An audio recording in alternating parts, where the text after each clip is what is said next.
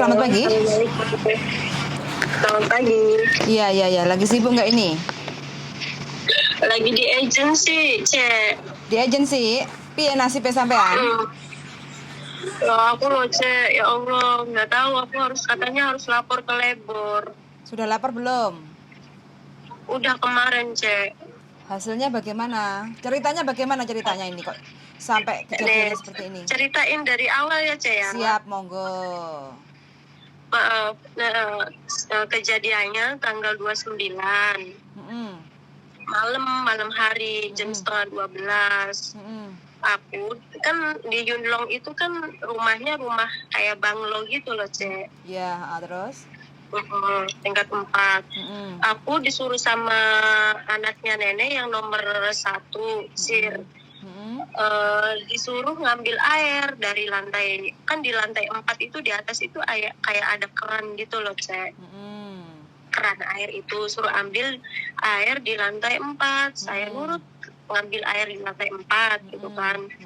Nah, pas mau turun itu kaki aku kepleset, Cek. Harusnya kan aku turunnya tuh beraturan gitu loh. Ya. Pas itu aku turunnya itu kayak ngepleset ke kayak tangganya itu yang nomor 3, aku itunya nindaknya itu. Jadi terpleset lah, air jatuh gitu loh. Tumpah gitu loh, Cek. Terus pas tumpah harusnya kan majikan tuh nanyain gitu, kenapa gitu kan, apa nolongin apa gimana. Itu reaksinya tuh malah sebaliknya, dia emosi, marah, terus pokoknya marah banget itu pas kayak gitu tuh. Terus aku suruh turun kamu katanya. Turun, aku elapin dulu kan yang basah itu loh, Cek. Aku elapin air itu yang basah itu, turun katanya. Terus aku turun gitu kan, aku cuma bisa ngomong maaf gitu, soalnya aku juga, Cek, baru 5 bulan jalan 6 kan, Cek, mau selesai potongan gitu kan. Berarti sampean ini baru pertama kali di Hong Kong? Iya, pertama kali di Hong Kong. Mana? Sebelumnya di mana? Taiwan 6 tahun, Singapura 2 tahun. Nah, pas habis dari Singapura aku pengen nyoba di Hong Kong gitu, pengen kerja di Hong Kong kayak gitu loh, Cek. Ya, terus? Pas itu aku dimarah-marahin, Cek, katanya kamu tuh katanya stres, katanya kamu tuh gila, katanya otak kamu tuh udah rusak. Aku diem aja, Cek. Pakai bahasa apa itu? Mandarin atau Inggris? Hah? Pakai bahasa apa? Iya, Cek. Pakai bahasa Inggris. Marahnya pakai bahasa kalau Inggris. kadang pakai bahasa Mandarin tuh dia agak nggak ngerti gitu, sedikit gitu yang artinya, Cek. Jadi sehari-hari itu cuma pakai bahasa Inggris. Terus? Terus katanya kamu jangan kerja di sini, kamu keluar dari sini. Aku diem, Cek, diem aja di situ tuh. Pas dimarah-marahin, digoblok-goblokin, pokoknya dicaci maki lah.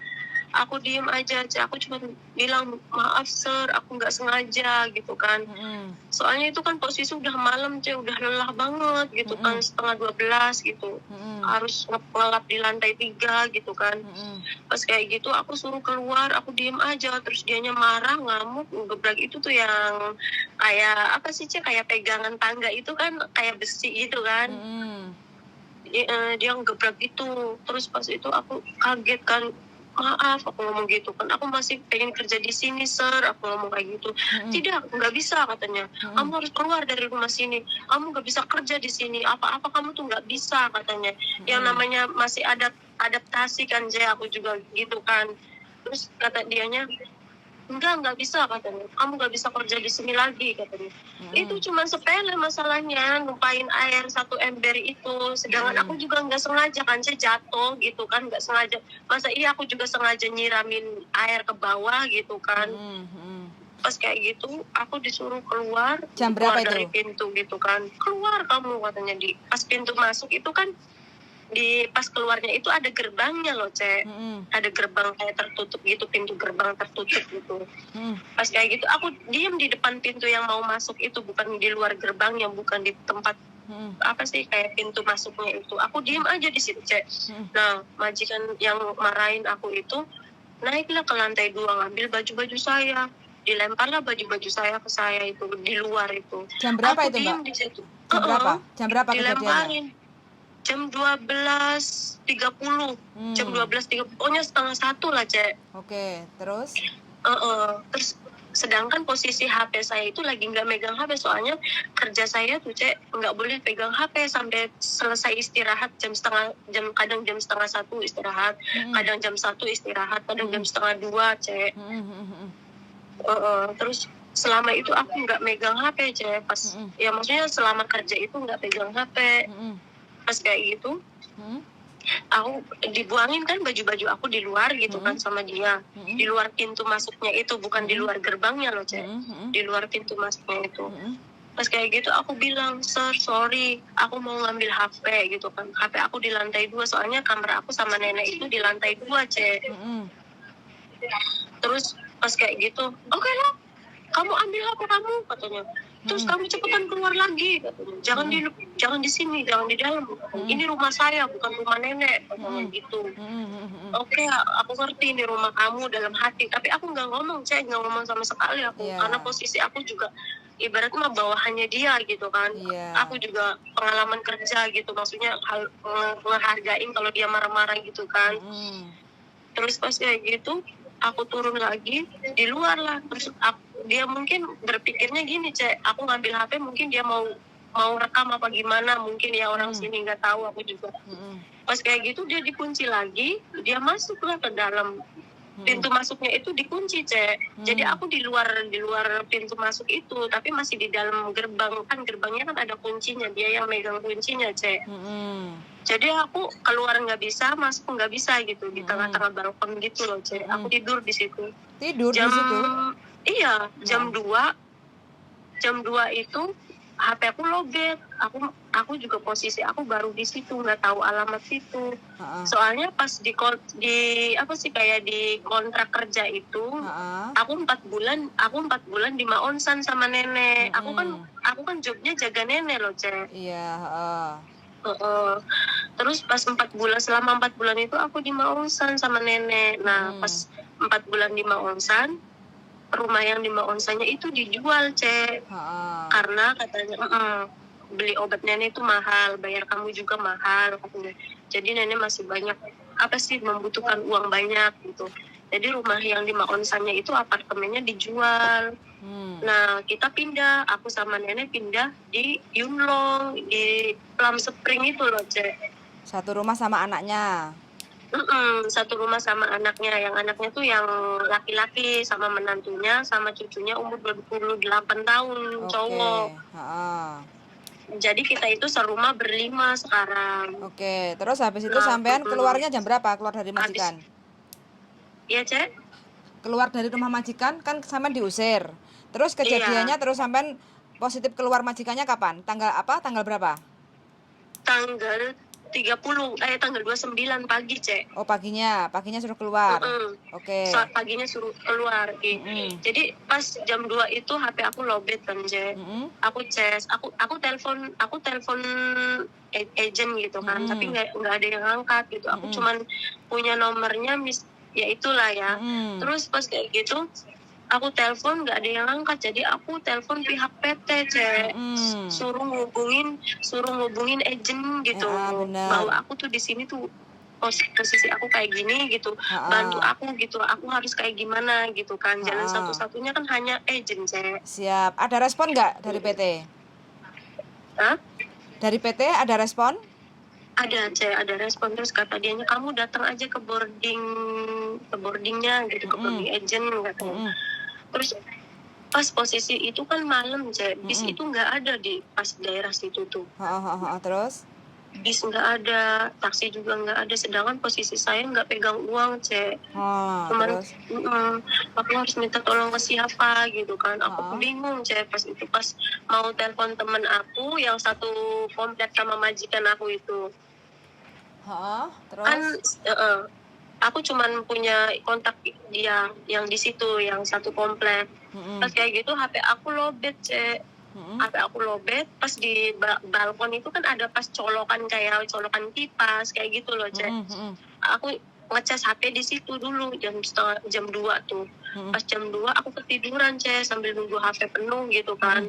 Tidur aku di situ Cek, di pas balkon itu yang majikan ngebuang-buang baju aku tuh. Aku tidur di situ sampai jam 5, Cek. Aku ketiduran di situ tuh. Dari jam 2 sampai jam 5. Terus majikan yang ngusir aku tuh jam 5 bangun gitu. Maksudnya turun, buka pintu masuknya itu loh. Buka pintu, dia ngerokok. Aku cuman bilang good morning, sir. Tapi dia nggak ngejawab, Cek. Diem aja.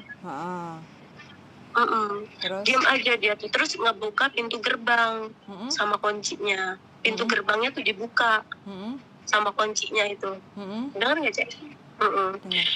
Terus pas itu dibuka kan pintu gerbangnya itu sama dia. Terus kuncinya tuh nggak dicopot sama dia, sengaja digantungin gitu loh, Cek. Pas kayak gitu diem aja dia. Aku ngomong selamat pagi gitu, nggak jawab, dia diem aja sambil mukanya kayak muka marah, kesel kayak gitu loh. Terus, tapi aku diem aja di situ, diem aja nunggu siapa tahu gitu. Aku berharapnya siapa tahu dia udah kamu masuk kerja gitu kan. Aku berharapnya gitu loh, Cek. Nunggu sampai pagi.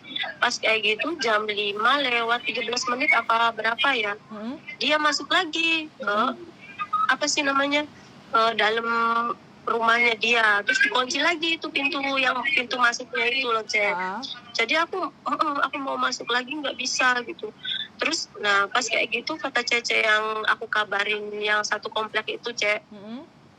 Cek, yang satu komplek itu, Cek katanya, kamu masih di situ, aku masih di luar, aku nggak boleh masuk kata aku gitu. Tapi pintu gerbangnya dia buka. Terus kata si Cece itu, mungkin dia ngusir kamu secara halus tanpa bicara katanya gitu. Kamu semalaman di situ katanya. Aku berharapnya dia bisa ngebuka pintu aku pengen kerja lagi gitu, kayak gitu loh, Cek. Terus sampai itu nggak ngebuka-bukain. Terus kata pihak kita, udah kamu ke itu aja ke boarding yang agent aja katanya.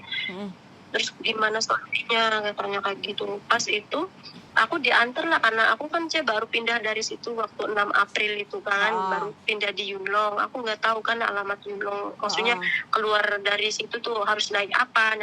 Jadi dianterin lah sama si Cece yang nganter aku, yang ngabarin aku itu loh, Cek. Yang kata satu komplek itu. Iya, yang satu komplek itu. Terus kata yang satu kompleknya itu, ayo Cek, aku kebetulan hari Sabtu libur katanya. Aku anterin kamu ke Notoin katanya gitu. Jadi diantar lah aku diantar ke boarding sini ke agent. Terus aku datang katanya, ya pokoknya ngejelasin gitu permasalahannya kayak gimana gitu kan. Kok bisa majikan kamu malam-malam ngusir kamu katanya gitu kan.